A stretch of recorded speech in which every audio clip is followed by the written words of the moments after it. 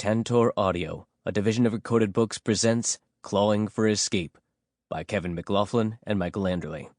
Narrated by Clark Cornell. Chapter 1. Galen's shadow followed him down the streets of Cranbrook and slid easily over piles of unseasonable snow that were already melting in the September warmth.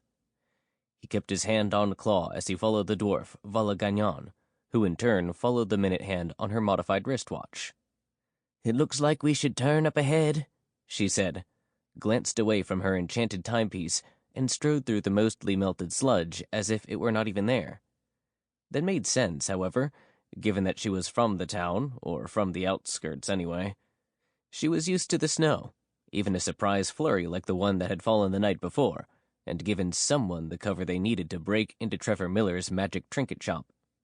He almost felt guilty about his reaction to the break-in. The mage had been nothing but kind to them. He had first identified the magic in Vala that set her apart from every other dwarf in existence, and had called Amy Williams to help, who had ultimately saved the lives of not only Vala, but Galen as well. The young dragon should have felt nothing but disappointment that Trevor's shop had been burgled. But given how slow his and Vala's business had been, he had been eager to accept the contract, even if it meant taking money from a friend under unfortunate circumstances. Trevor had offered to pay $2,000 if they could return the glass ball that had been taken from his shop the night before. It was a sum of money that would have once meant nothing more than a pair of shoes to Galen. Now if they could retrieve the device the mage had described, it would pay for his food, his rent, and, if they could get a few meals from Vala's parents on the other side of town, a pair of snow boots. "Lead the way," he said, as he still didn't know his way around the town despite the month he had spent here. Part of the problem was that he mostly remained in his human form. Despite being close to the southern border of Canada, Cranbrook was still located firmly in dwarf country. That meant dragons flying everywhere were barely tolerated, much less welcomed. He found that without a dragon's eye view of the city, it was much harder to keep a mental map of it in his head. Galen didn't miss his dragon form much, probably because he could turn into a half-dragon, half-human body that had all the advantages of both bodies except for a dragon's size. He had taken his new wings out for a spin a few times, but only at night when this part of town had been cloaked in darkness. Vala paused when she reached an intersection at the end of the street. "That's weird. This says it's up ahead." She gestured to the left and down a sidewalk that had yet to be touched by the day's sun, so was still slick with ice and clumps of snow. "Are you sure it's working?" Galen asked. Nothing was down this street save a couple of empty shells and a half-finished structure for mixed-use development. The signs on the plywood mounted on the fence showed apartments overlooking trendy shops, but that dream was still at least a year away. The only things already in place in the current state of development were the concrete slab and the 3-story wooden frame.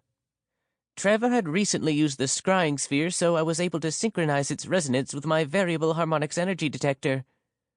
"You mean your enchanted wristwatch?" he teased. "Oh, that's merely an overgrown mouse to a hungry cat," Vala quipped in response, before she continued down the relatively dark and frozen street. He chuckled. The dwarf always thought her mom's odd and, to him, nonsensical wisdoms about nature ended arguments, but they only shut him up because he found them endearing. Galen matched her pace and followed using the tip of the 3-foot-long black dragon claw to help him keep his balance. Using the claw of the Prairie King, a long-deceased and legendary dragon, for a walking stick had seemed wrong to him at first, but nothing he did to it dulled either its point or its single sharp edge at all, so he had given up treating Claw with any sense of extreme care. He had decided that the best way to honor the weapon that served as a constant reminder of the mistakes he had made was to learn how to use it correctly. That meant not leaving it behind, ever. "Why would a mage take stolen goods to a construction site?" he asked. "I don't think it was a mage," Vala replied. "I haven't detected any other resonant frequencies." "But you said you tuned your watch." "Wrist-mounted variable harmonics energy detector," she corrected him. The young dragon raised an eyebrow. "Your watch is tuned to the orb. Are you sure it would even detect other sources of magic?"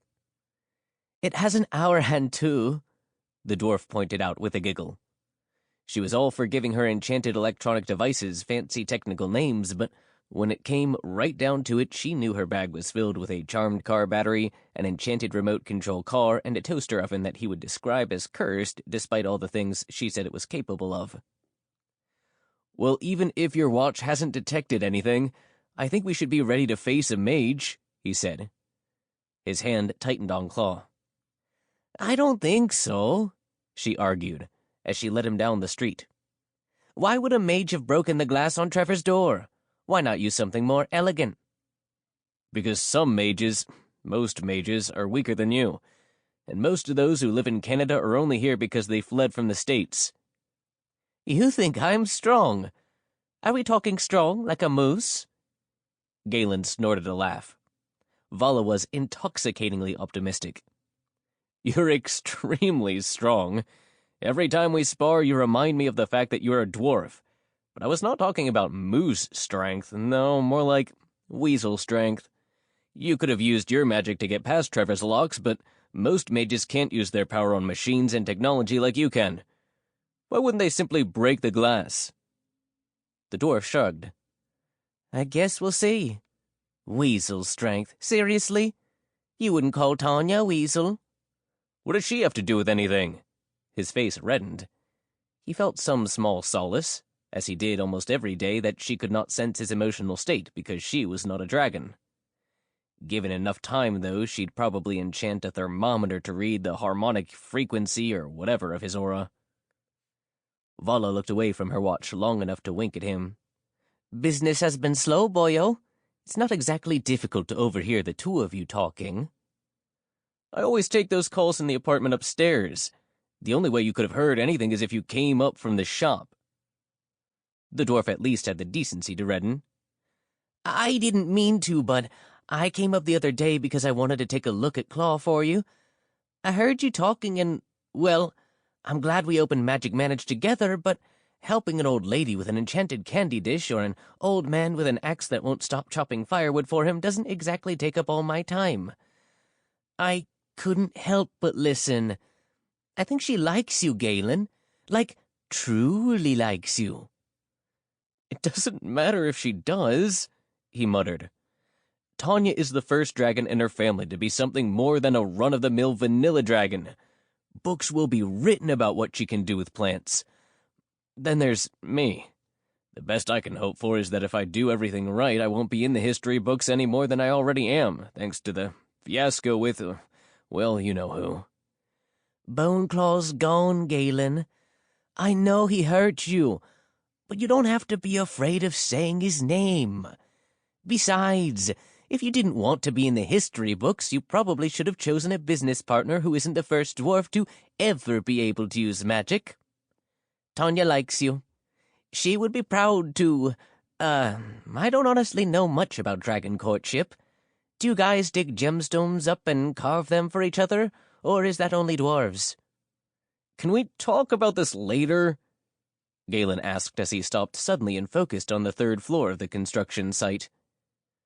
There's no need to be embarrassed about liking someone, Galen. Why, my parents said they would even be fine if you gave me a gemstone. Can you believe that? I laughed them out of the room, of course. No offense, you understand. The problem is only that you're so tall. It wouldn't do for a badger to get with a beaver and all that. No, Vala, look. He pointed to the construction site. In the darkening sky of the early evening, it was obvious that something was amiss. A light glowed from the top floor of the wooden frame. The greenish tinge and the way it pulsed and grew brighter and dimmer made him think that it was not some kind of site security system. The rattle of the chain-link fence and 3 teenagers who fled the property only made his sense of dread grow worse. My variable harmonics energy detector has detected an incongruously strong source that matches the harmonics previously loaded into the device. We should proceed without deviation, his partner said. English, please? Strong magic straight ahead. Crap. Chapter 2. At such close range, Vala no longer had to rely on her magic detector to guide them to the stolen magic object. The sallow greenish light that poured from the top floor of the construction site was an effective enough beacon. "Should I stop them?" Galen asked, and pointed at the 3 teenagers, 2 dwarves and a human already halfway down the street.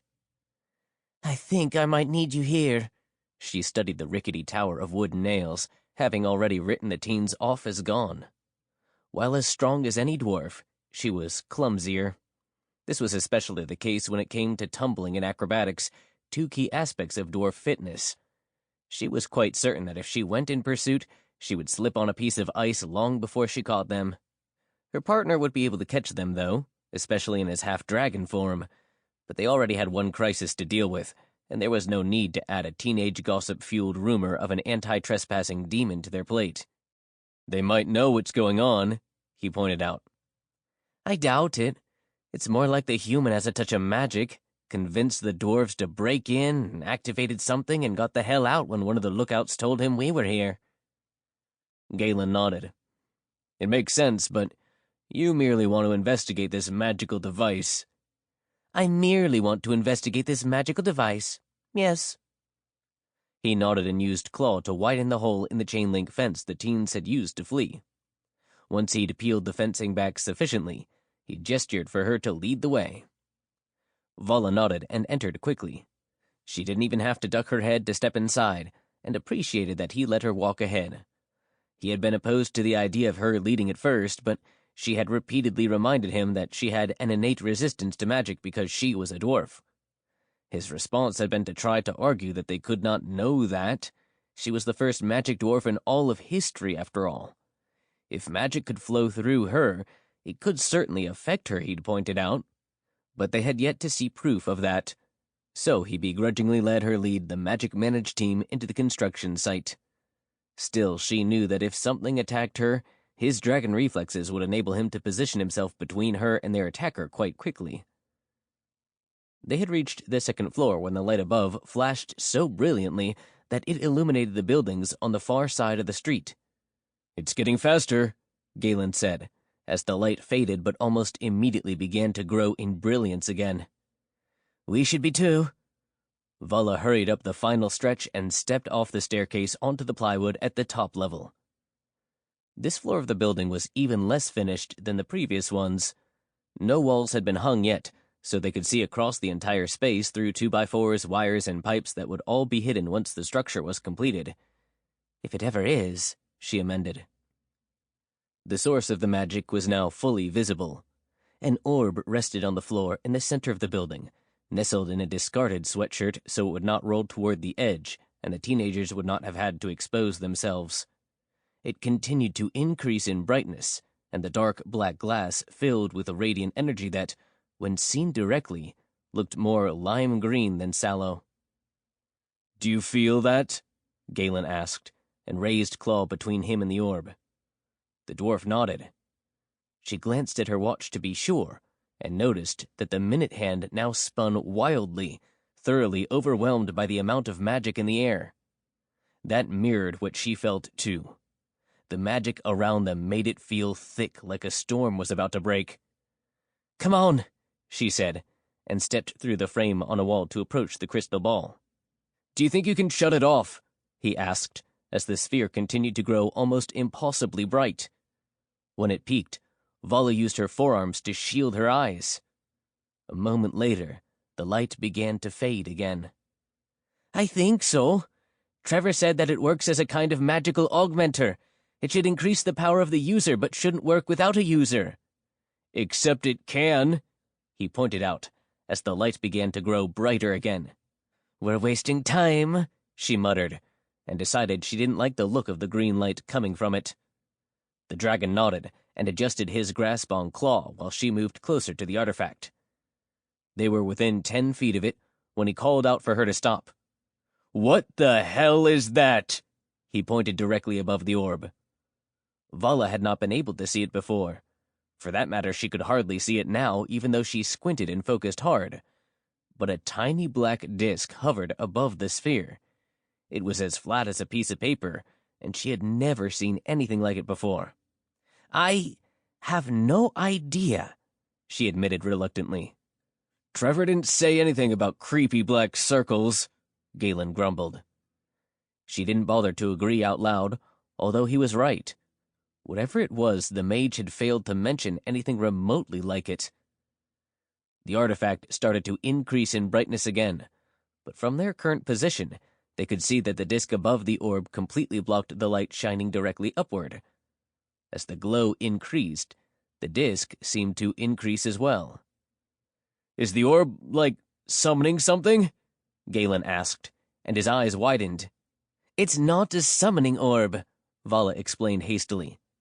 "Trevor said it could augment magic, not create any of its own."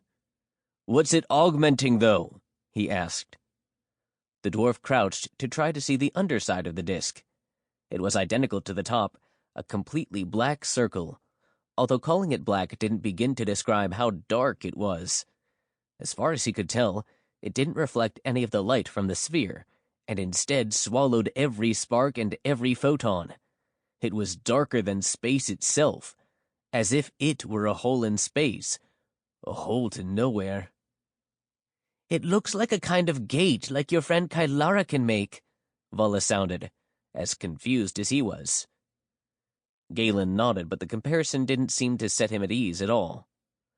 "Kailara's gates work differently than mage gates. All of hers take her to the pixie realm." "Where does this one go?" "I don't think we want to find out," he said quickly. "Can you shut it or not?" "Trevor said he thought my devices would work on the orb if the thieves had managed to activate it." "What are we waiting for, then?" The dwarf nodded, steeled herself, and approached with caution. Chapter 3. Vala's first instinct with any of the magical problems they had solved was to first try to deactivate it with her inherent magic. More often than not, it worked. She had what Amy Williams called a proclivity for working with and enchanting devices. Although she had never seen this particular manifestation of magic, she had not acted terribly surprised. By all accounts, there were many types of magic, and each mage could use different ones. Amy knew mages who could control water or fire and nothing else. A dwarf able to control tech and machines had not shocked her in the least. Carefully, she raised her hands and stretched them toward the orb. She had discovered that all artificial objects had a purpose, no matter whether they were made by humans, dwarves, or mages. Created objects wanted to be used more than anything, after a fashion, of course. They didn't want anything because they were incapable of it, but that was the only way to describe what she felt. Galen had given her no small amount of trash-talking for going on about the wants of her remote control car. Normally, she could use that inherent desire to convince the artifacts, that was what she called these enchanted objects, to turn off. They had a purpose, and if she could convince the magic inside them that it was not performing its purpose, they could be persuaded to shut down. She reached out to the orb and tried to feel its purpose. Surprisingly, she felt it without too much trouble. It wished to augment and strengthen, and it was doing exactly that. It resisted her and had no desire to turn itself off. Not at all. She could feel its magic strengthening, increasing, and augmenting something, but she could not tell it to stop. It felt like trying to turn the flow of a river off. The tools to accomplish that simply weren't there. Vala donned a pair of goggles she had made to help her detect magic and knelt in front of the artifact. Galen didn't know what to make of the glowing sphere. It looked like simply another piece of magical bric-a-brac to him, a trinket made by a mage desperate to control a smidgen of what a dragon could control merely by taking their true form. He knew they needed to return it intact to receive compensation, but he also felt reasonably confident that he could shatter it or melt it with dragon flame if he needed to. The black disk, though, he didn't like it at all. It felt like something far more powerful than the orb below it, like power, and not only that, but a variety he could almost recognize. The disk was using the orb, he felt sure of that, and it made him extremely uncomfortable. "Vala, can you shut it down or what?" he asked, and tried to keep his voice calm. "Huh?" The dwarf looked at him through her large goggles. The lens of one was green, while the other flickered between different colors. That was odd because usually they were the same shade while she worked.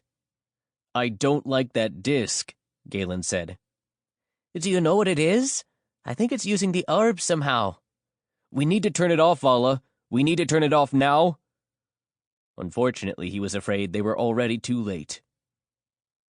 With her goggles, Vala could see the orb and the disc had different vibrations of magic. The orb was familiar enough, a variation on the standard human magic energy that suffused almost every magical object she had come across. The disc, on the other hand, was so bizarre that her goggles could not even begin to identify what kind of magic it contained. It wasn't human or dragon, and neither pixie nor dwarf. She couldn't tell what it was. This was not the first artifact she had not been able to identify on the first inspection, though. Her watch was overwhelmed by the power that poured out of the disc-orb combination, but she had other tools to try. She chose her toaster oven first. It had been modified to absorb energy instead of radiate it, so its original purpose was long since defunct. She placed it near the orb, opened the front door, and activated it with a trickle of her magic. Her energy raced through the circuits, gave life to the application, and enabled it to complete its purpose, which was to contain. It didn't work immediately. Although it seemed to absorb the energy from the orb fine, there was now a long shadow behind the toaster oven. When the light output increased, the disk above didn't use any of that energy. It continued to grow as it absorbed the light coming from the top of the sphere. She knew better than to try to toss the toaster oven at the two artifacts, although it was tempting. The ex-appliance was fragile, barely held together by solder and a binding spell that Amy had shown her. Besides, she had another artifact to conduct these precise types of explorations with. Vala moved on to her remote control car. Although calling it remote-controlled was misleading, she had activated it when she had first unleashed her powers, and it had followed her around since then. The resilient little artifact had even been broken twice, but she had always been able to find a spark of the energy she had first put into it accidentally. Since those fateful collisions, she had rebuilt it, given it a reinforced plastic shell, a much stronger motor, and a battery connection that took magical energy directly from her. It looked like a remote control car, but she could control it with her mind with far more precision than any RC car operator could ever hope to achieve. She sent it toward the orb, but not directly at it. Instead, she made it perform a tight lap that grew ever tighter until she found what she was looking for, a loose board that would serve effectively as a ramp. Her eyes narrowed as she focused and made the car retreat, then drive toward the orb again. It hit the ramp with the right velocity, launched into the air, and careened toward the gap between the orb and the disc. When it reached the space, it blocked the two artifacts from each other. The results were not at all reassuring. An even brighter flash issued from the orb, as if the car simply passing between it and the disc was augmenting, caused a massive backup of power. In the next moment, the car was thrown clear of the building they were in. "Vala, I don't like this! We need to shut it down!" Galen yelled. She had not noticed when he had taken his dragon form, but take it he had. His taloned feet grasped the plywood beneath him and dug in so he wouldn't be knocked back. Wind now whipped from the artifacts. If she hadn't known better, she would have said that launching the car at them had pissed one of them off. With one machine left in her bag, the dwarf gritted her teeth and went about setting it up. This was the one her partner teasingly called her car battery. It was made out of a car battery. Their storage capacity was unrivaled for Vala's particular kind of magic, but it was not a power source. She had attached a screen to it as well as a few different materials that were magic-sensitive. In theory, it would give her even more precise information about the types of magic present. She started it and pressed record. "Vala, if your car battery doesn't give us some answers very fast, I'll take away this thing's ability to make us ask more questions." "I only need another minute, and I'll know how to shut it down, all right?" The young dragon grunted.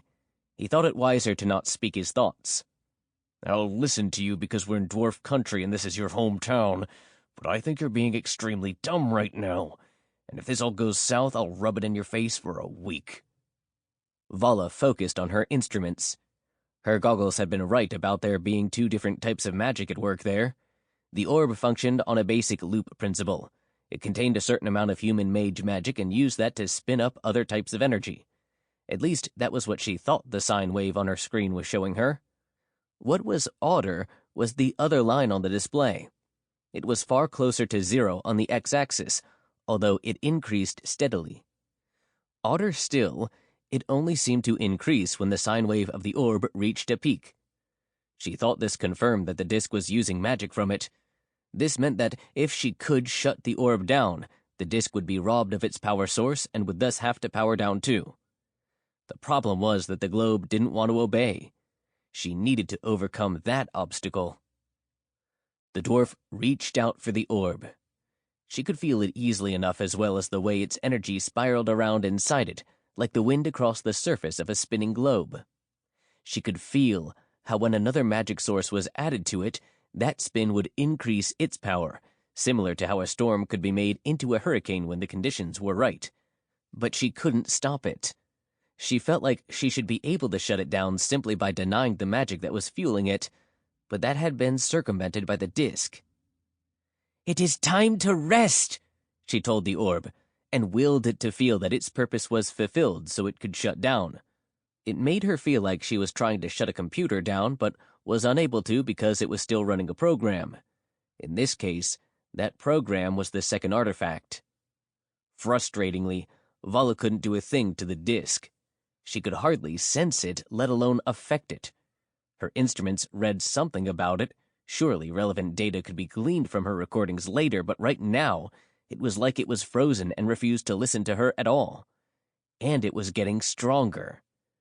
The screen on her magic meter showed as much, although she would have been able to say with certainty that it was increasing even without her instruments.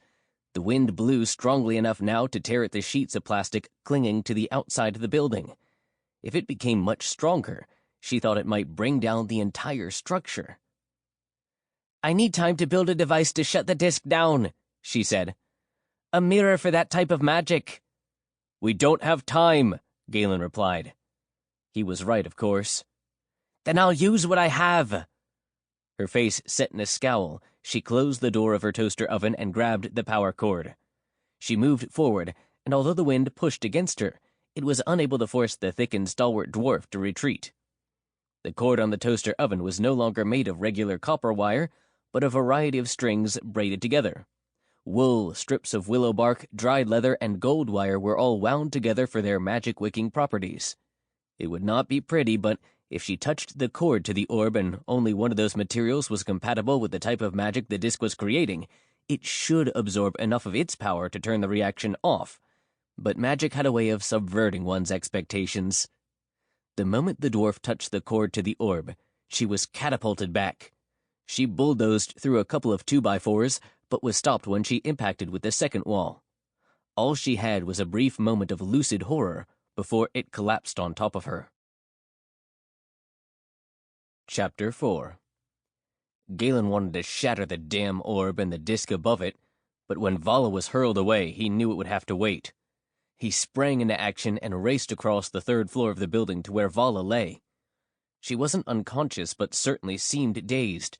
With muttered curses, she tried to push the pile of splintered wood, broken PVC pipes, and electrical wiring off, but only managed to tangle herself even further. The young dragon dealt with the problem without hesitation. He blasted all of it, Vala included, with fire breath. The wood burned away from the pressure and the heat of dragon flame. Being a dwarf, she was unharmed, although her coat would need to be replaced, but that was irrelevant right now. He picked her up and carried her to the first floor of the building. Finally, he eased her through the fence where they had entered and set her down on the curb outside the construction site. "I can't believe my equipment is still up there," Vala mumbled. "You stay here, I'll deal with it," Galen replied, and returned to the building without waiting for an answer. Galen, wait, it's not worth the risk!" The dragon ignored her. He would retrieve her gear if there was time, but first he had to stop that disk from doing whatever it was trying to do.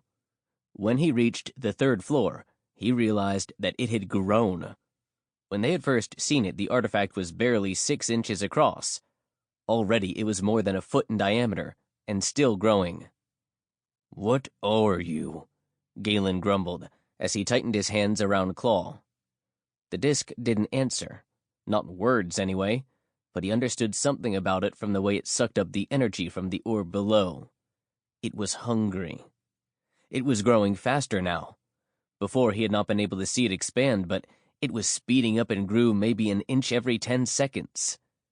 He was tempted. Sample complete. Ready to continue?